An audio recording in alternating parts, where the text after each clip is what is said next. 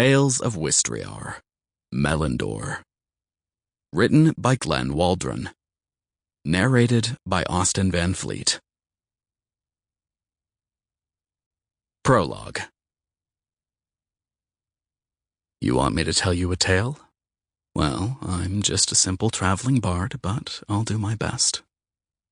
By the way, what is your name? Oh, what a wonderful name. Well, I'm Linus Geladen. All right, take a seat by the fire as I recount one of many stories.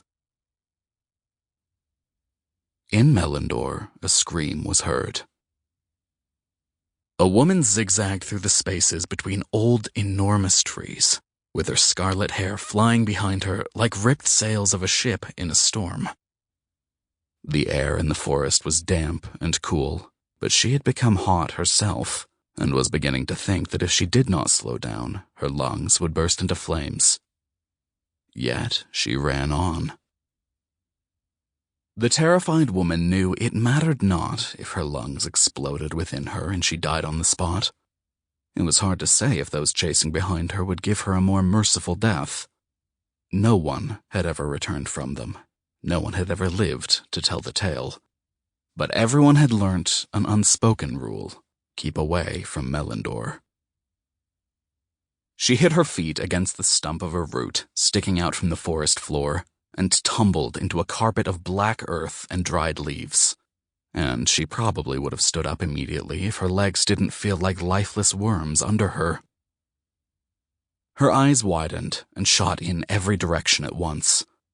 The trees about her were tall and had leaves that kept the sunlight from reaching the forest floor. Ferns hung from the low branches.